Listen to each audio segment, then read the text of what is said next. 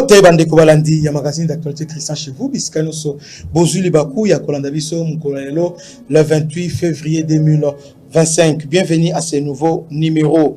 Tension entre la Grande-Bretagne et le Rwanda. Donc comme on voit ADF auto depuis kala ADF ils en ont Rwanda, ils en ont Ougandais té.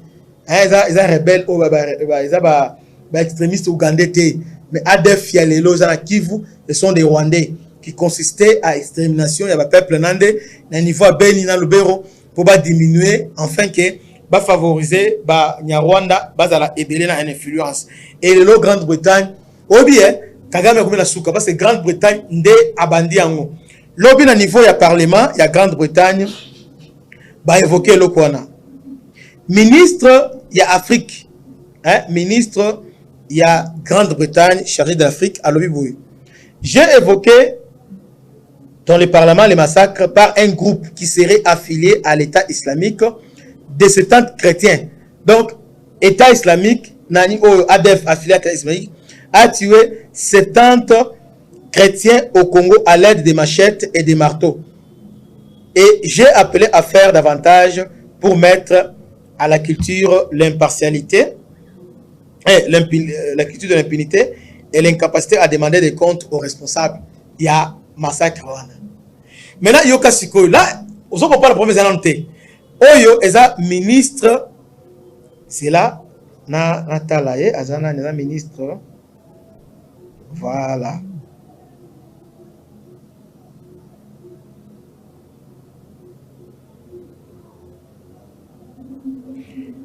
Ah, donc, Aza. Député britannique, voilà. À la ministre, à la députée britannique. Tolanda, Ninae. Suivant, message Nae. My lords, can the noble lord tell us what happened in Kasanga in Kivu on Thursday last when 70 people were hacked to death with machetes and with hammers as they took refuge in a church by an organization that is said to be linked to ISIS? Will the noble lord say what we are doing to confirm those reports? And secondly, whether we have raised this with the International Criminal Court and with the African Union to ensure that those responsible for this terrible, terrible atrocity are brought to justice? Well, I think the noble lord is right to draw that to our attention, but the reality is that we're trying to ensure that all crimes that are committed in the process of this advance are properly investigated so we can hold people to account. Certainly when I met the Foreign Minister of Rwanda this morning in Geneva, he denied all these accusations about things happening and refuted the story that was in The Guardian.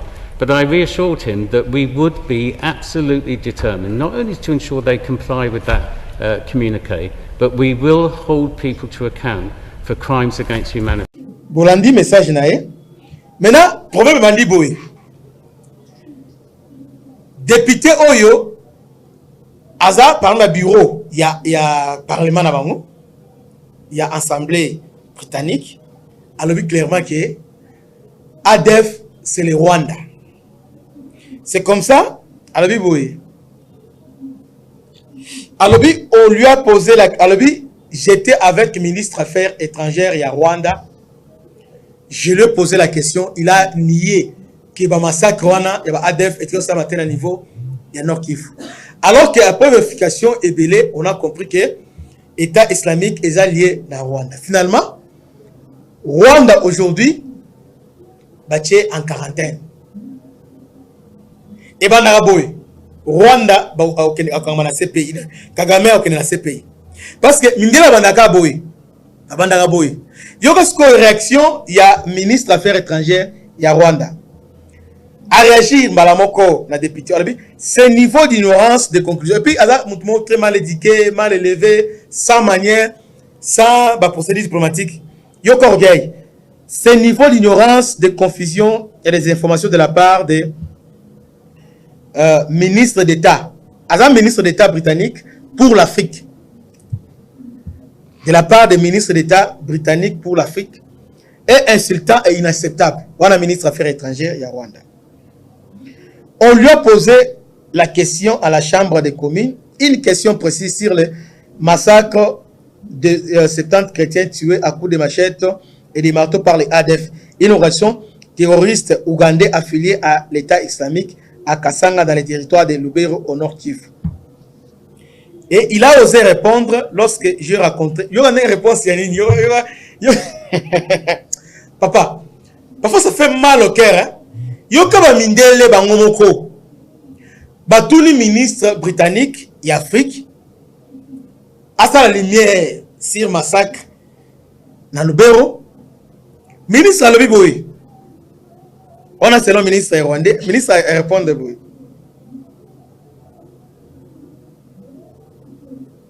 Lorsque j'ai rencontré le ministre des Affaires étrangères du Rwanda ce matin, il a nié que tous ces crimes aient eu lieu. Ah bon? Donc, directement conclu que Rwanda n'est pas dernier massacre. Comment ils ont nié que les ont été dans des Guinées. Donc, épuration ethnique, ils ont massacre, pourquoi ils ont tout ils ont nié. Alors, maintenant, nous sommes devant les évidences. Kagame maintenant lâché par les Britanniques. Alors, Tolanda, synthèse Oyo. Il y a un confrère, Yoka synthèse Ouassali, il y a Diba Oyo. Tolanda. Le ministre d'État britannique chargé de l'Afrique, Lord Collins of Highbury, a publiquement établi un lien entre le Rwanda et les récents meurtres de 70 personnes en République démocratique du Congo, RDC, par les forces démocratiques alliées, ADF, un groupe terroriste basé en Ouganda et affilié à ISIS, ce qui a provoqué une onde de choc au sein de la communauté internationale. Ces remarques, faites lors d'une session parlementaire le 26 février 2025, ont fait monter les tensions entre le Royaume-Uni et le Rwanda, entraînant une réponse rapide et enflammée du ministre rwandais des Affaires étrangères, l'ambassadeur Olivier Nduhungirehe. La déclaration de Lord Collins, dans laquelle il a nommé l'ambassadeur Nduhungirehe, tout en discutant des attaques brutales des ADF, a marqué une reconnaissance rare mais directe de l'implication présumée du Rwanda dans l'alimentation du terrorisme dans la RDC voisine. Les victimes du massacre des ADF, principalement des femmes et des enfants, ont été massacrées à l'aide de machettes et de marteaux avant d'être abandonnées à l'intérieur d'une église dans le territoire de Lubero, dans la province du Nord Kivu.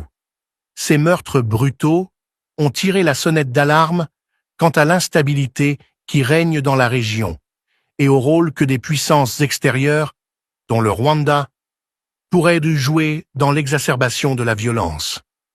Le jour du massacre, des rapports ont confirmé que 70 personnes innocentes, dont des fidèles chrétiens, avaient été prises en otage par des militants de l'ADF. Les militants les ont ensuite exécutés d'une manière horrible, rappelant les tactiques sauvages employées par ISIS. Cette attaque n'est que la dernière d'une série d'atrocités similaires commises par l'ADF, qui fait des ravages en RDC depuis des années.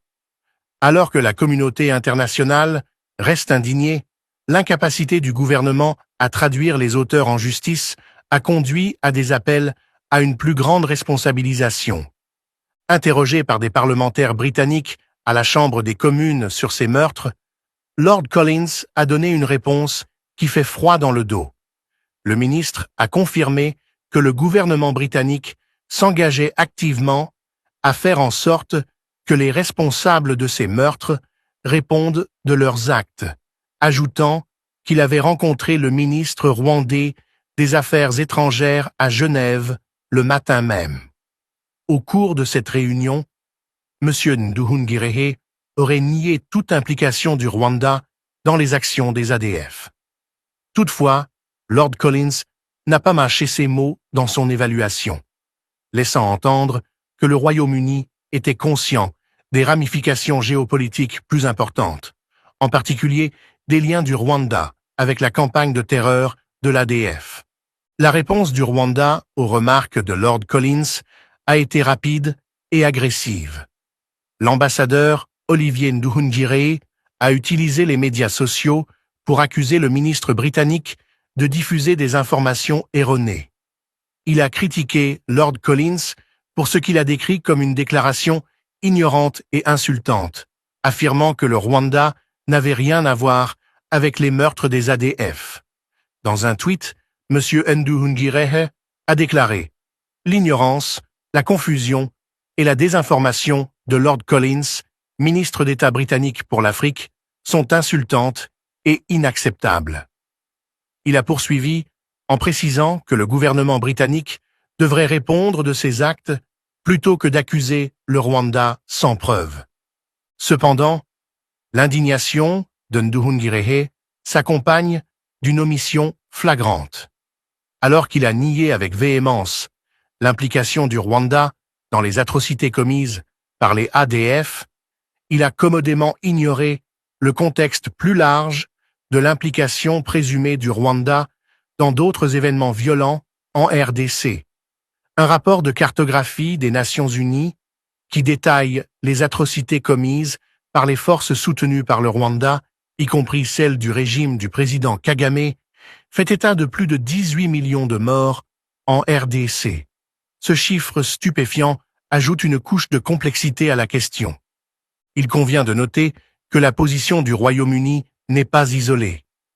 Les accusations du gouvernement britannique à l'encontre du Rwanda s'accumulent depuis un certain temps, en particulier à la lumière du conflit actuel entre le Rwanda et la RDC, alimenté par le soutien du Rwanda aux rebelles du M23. Ce groupe rebelle, qui a affronté les forces militaires de la RDC, a fait naître des soupçons sur le rôle du Rwanda dans la déstabilisation de son voisin.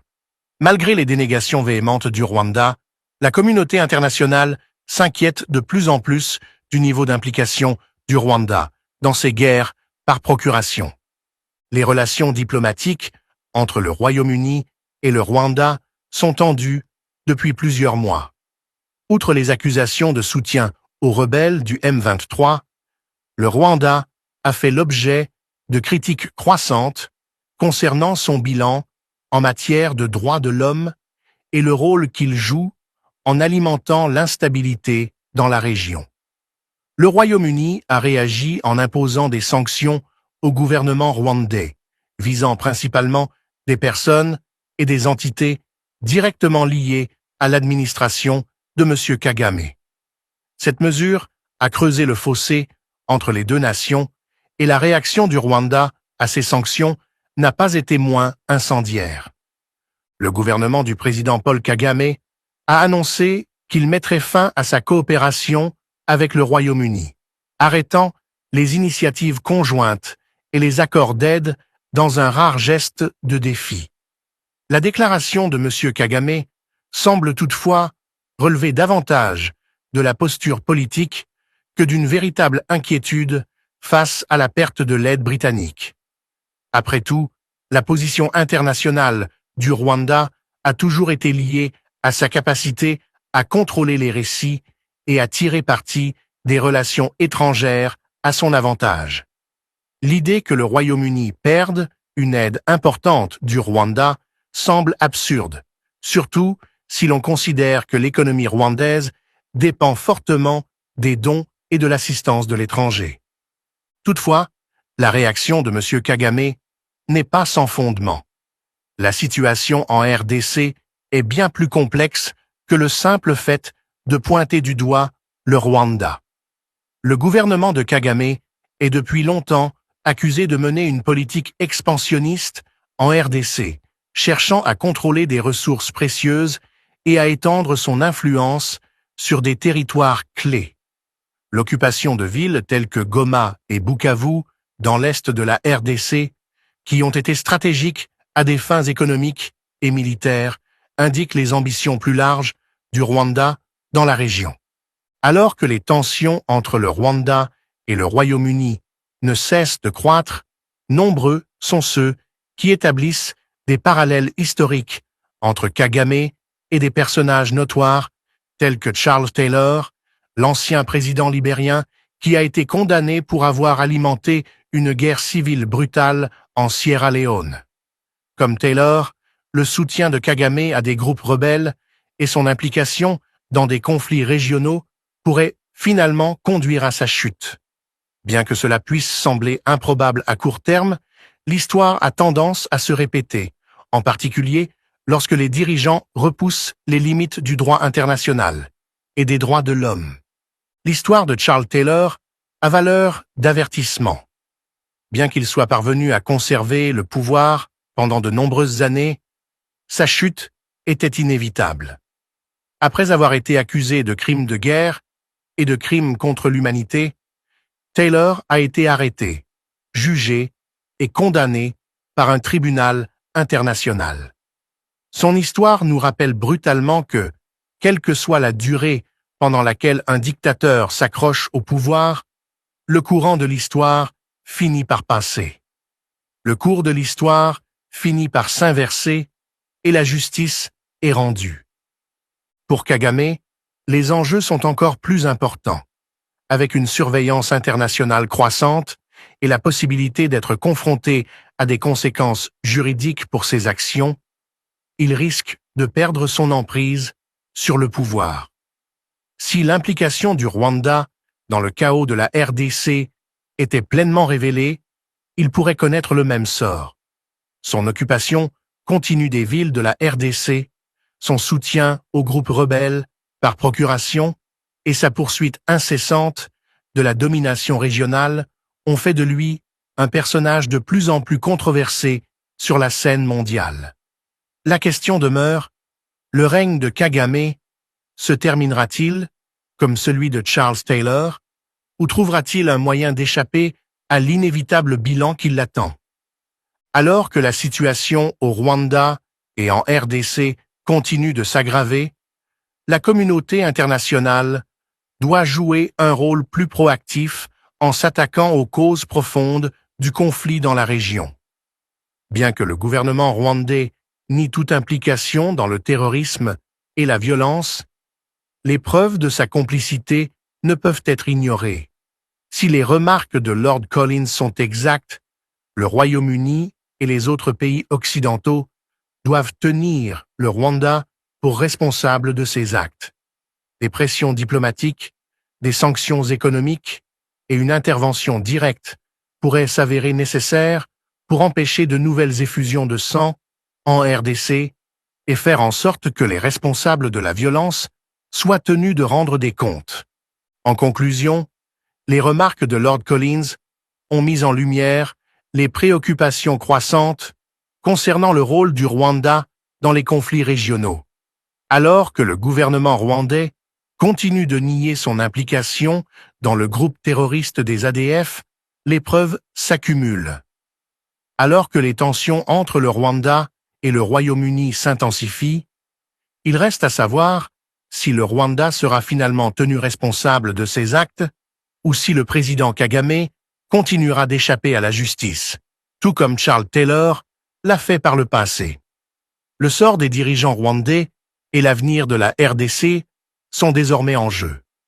Ce rapport fournit une vue d'ensemble de la querelle diplomatique entre le Royaume-Uni et le Rwanda et la relie aux questions plus larges de la violence et de l'instabilité en RDC. Il souligne l'urgence de s'attaquer aux causes sous-jacentes du conflit et l'importance de la responsabilité sur la scène internationale. Bolandango, donc entre les Britanniques et les Rwandais, ça ne va pas. Et pour rappel, il n'y a pas d'un jour, Trump a Zoyamba, Emmanuel Macron, au moment qui est, a gagné à tirer place naïe. Abissé l'Union européenne, ils ont créé pour nous emmerder, après, Ayambi, Premier ministre britannique, na ministre affaires étrangères, Trump était clair, après c'est un message clair. Cette affaire, il y a Rwanda, Bino va créer à leur féliciter. Aussi simple. Vous voyez? Alors, ils sont en train de tout faire pour récolter ma preuve. Parce que Rwanda, comme si ils ont chanté, mais on a eu le Mongo. Mais on va se laisser faire des couloués. au Comona, dans l'avenir, guerre et cause à la Makassi. Mais sur le plan militaire, Rwanda a échoué. Parce que les sanctions Oyo, pour infliger à Rwanda. D'ailleurs, réunion et ministériel entre EAC, SADC et Simbité. Exactement. Et puis, il va préciser des étés pour la ligne. Mais c'est-à-dire, sur le plan diplomatique, dans la médiation Afrique et Simbité, tout le là, Luanda, dans Nairobi. Et c'est fini pour Kagame. Et c'est là retiré tout le sinon, nous assistons à la chute rapide de Rwanda. Que Dieu vous bénisse. C'était votre humble serviteur, le bishop Christian Lao. À la prochaine. N'oubliez pas et à contribuer pour la Bazalendo. Merci. Ciao.